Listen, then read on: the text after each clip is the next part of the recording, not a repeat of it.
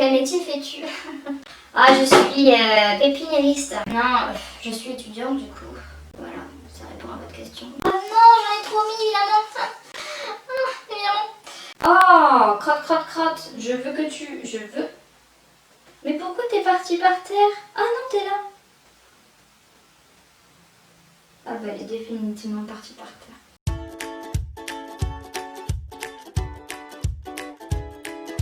Bonjour à tous, je suis super contente de vous retrouver dans une toute nouvelle vidéo. Ça fait 6 mois que je ne suis pas présente sur cette chaîne. Donc dans cette vidéo,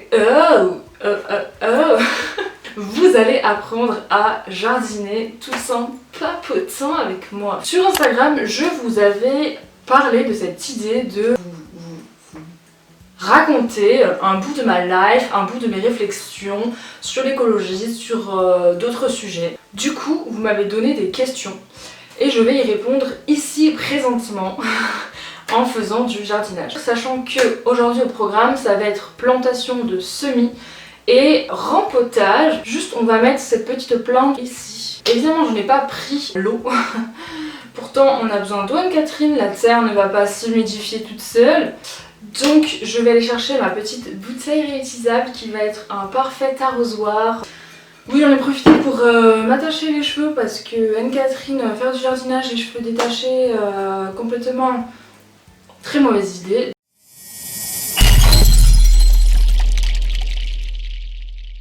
Comment se passent tes études?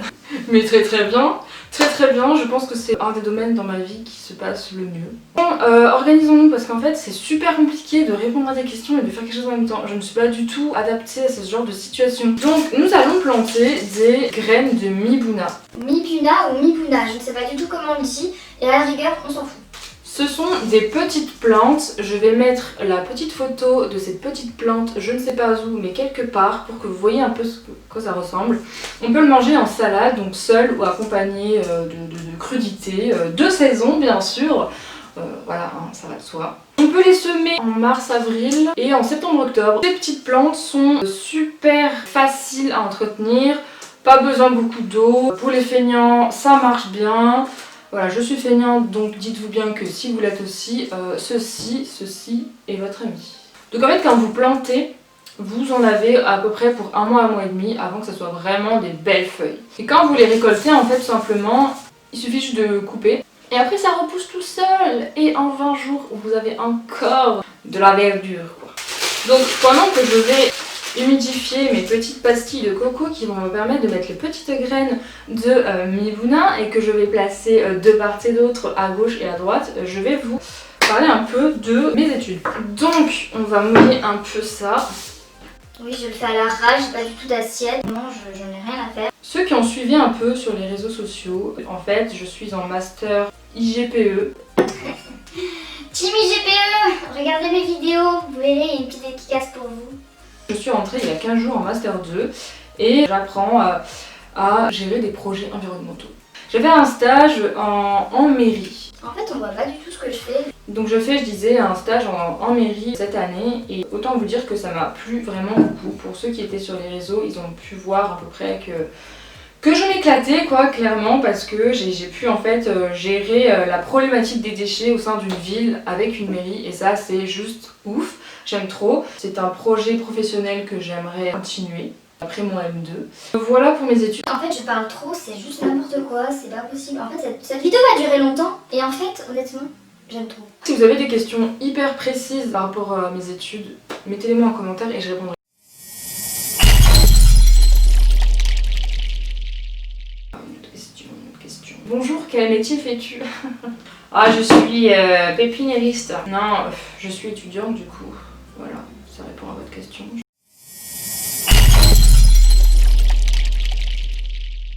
Comment fais-tu pour allier le zéro déchet quand tu n'es pas chez toi? Bisous bisous. Bisous bisous aussi à toi. Bon, en attendant, juste, je vais vous montrer en fait ce que j'ai fait. C'est que j'ai humidifié un poquito la pastille de coco. Et donc après, quand j'ai mis ces pastilles de coco, je vais mettre les petites graines de Mibuna dedans. Et ensuite, vous enlevez un peu de terre, vous mettez dedans. Vous recouvrez de terre, vous arrosez. Et après, c'est tout. Je vous dis, faire des petits trucs chez soi, sans mettre de l'eau par-dessous. C'est super simple, vraiment, genre... moi j'aime trop en plus passer un bon moment avec la terre, tout ça, alors c'est trop le feu quoi. Et pour les graines de Mibuna, si je me trompe pas, c'est 4 graines par petite pastille. Par rapport au sujet de quand on sort dehors et qu'on veut être zéro déchet, quand vous êtes dehors et que vous voulez vraiment être zéro déchet tout simplement en fait, il faut avant tout savoir que vous pouvez pas être parfait. Ça c'est un truc qu'il faut accepter parce que sinon vous allez être frustré à chaque petit pas que vous allez faire dehors.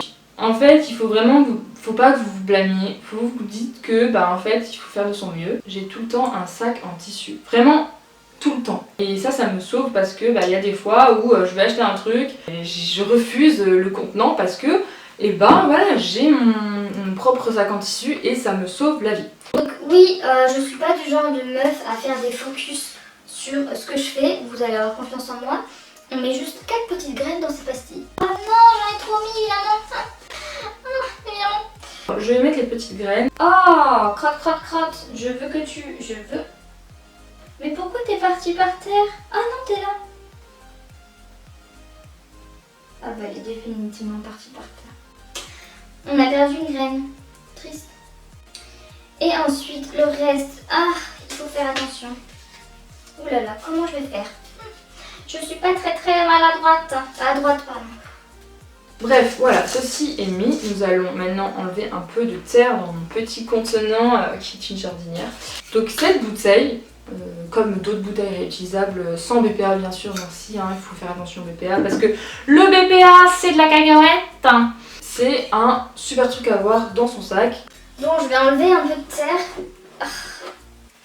Regardez-moi comment je jardine. C'est de toute beauté ce que je fais. Oh là là. Donc il faut se dire que dans un premier temps, refusez au maximum les déchets que vous pouvez voir. Je vais mettre les petites pastilles avant que... Je vais le mettre sur cette partie-là parce que j'ai pu enlever de la terre. Nous allons mettre un peu de cette terre. Je suis pas vraiment très organisée. En gros, quand vous sortez, moi, vraiment mon meilleur conseil que j'ai, c'est, comme je vous disais, refuser le déchet. Si c'est pas possible de le refuser, ne vous blâmez pas. Voilà, on n'est pas parfait, c'est pas grave. Et dans ces cas-là, moi je vous conseille toujours déjà d'avoir au maximum des objets et des choses que vous pouvez avoir dans votre sac. Un sac en tissu, une bouteille réutilisable. Que sais-je d'autre? Vous pouvez avoir aussi des mouchoirs en tissu. Moi ça m'arrive, en fait j'ai des mouchoirs en tissu en permanence sur moi. Donc que ça soit pour me moucher ou si un jour je dois l'utiliser pour une autre utilisation qui ne se passe pas sur le nez mais qu'une partie, donc je vais pas citer. Hein. Là, j'ai pas vraiment d'autres exemples qui me viennent, mais j'ai pris des gants, ils ne servent à rien. C'est vraiment... Enfin, ne jamais dire jamais, parce que j'avais pas vu qu'il y avait la bonne ampleur. On va mettre un peu de terreau. Je sais même pas si vous voyez, moi en fait je vois même pas ce que je fais. Donc je sens trop bon. Ça sent trop bon le terreau, moi j'aime trop le terreau, j'en fous partout. J'aime trop le terreau moi. C'est le terreau de mon petit grand-père. Mon grand-père, pas mon petit grand-père. À un moment donné, j'ai envie de dire, soyons écologiques au mieux. Voilà. Et je dirais pas plus. Oh, il y a même un petit marron. Il y a un marron. Donc là, j'ai mis une pastille de coco avec 4 graines de Mibuna. Et donc, je vais arroser, mais d'abord, je vais faire le deuxième trou ici.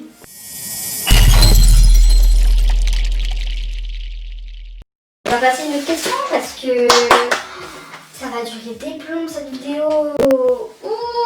Ouh là là. Qu'est-ce qui t'a fait à un moment donné prendre conscience de l'importance du zéro déchet? Oh frérot, j'adore ta question.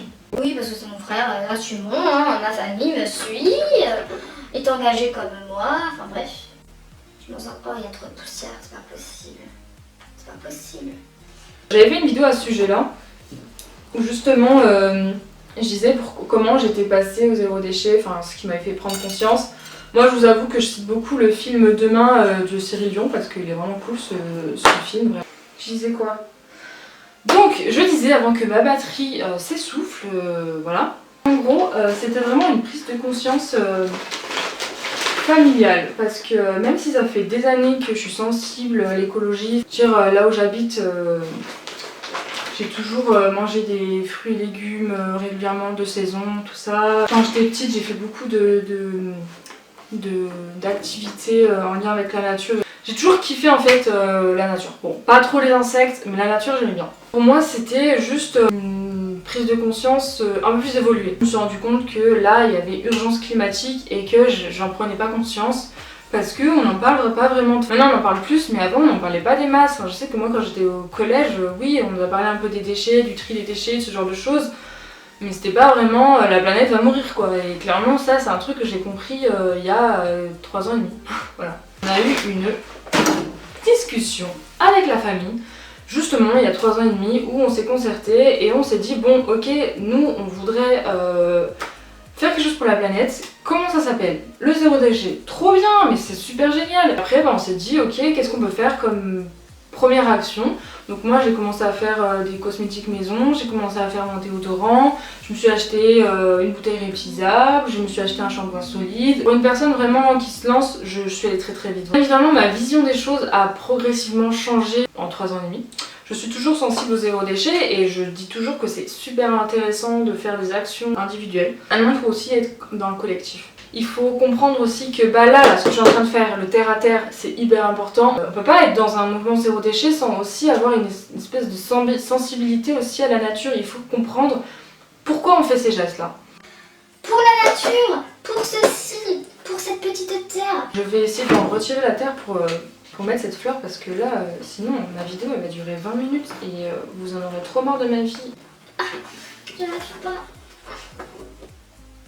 Cette vision, j'ai compris que c'était très intéressant pour l'homme d'être en réelle connexion avec la nature et de se dire qu'on n'est pas censé dominer la terre, on est censé vivre avec elle. Et vivre avec elle, c'est arrêter de faire n'importe quoi. À un moment donné, stop les amis. Et on se dit qu'à un moment donné, il faut faire attention quoi. La planète, on en a qu'une. Donc si dans quelques années, on va être toujours vivant, voilà, ça c'est un truc que j'ai capté, évidemment. Voilà, bref, on va pas s'éterniser là-dessus, vous avez compris. Moi j'arrive pas à enlever ma terre.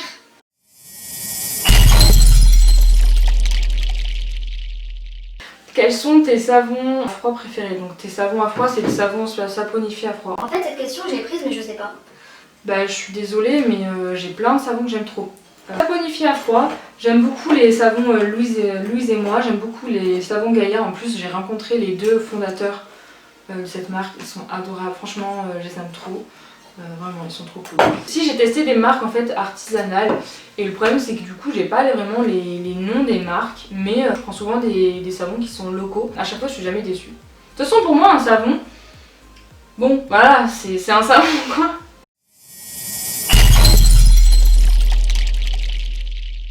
Que comptes-tu faire après ton master? Qu'est-ce que je compte faire après mon master moi? Je compte planter des choux. Et ça me pique le nez. Oh mais ma vie est insupportable.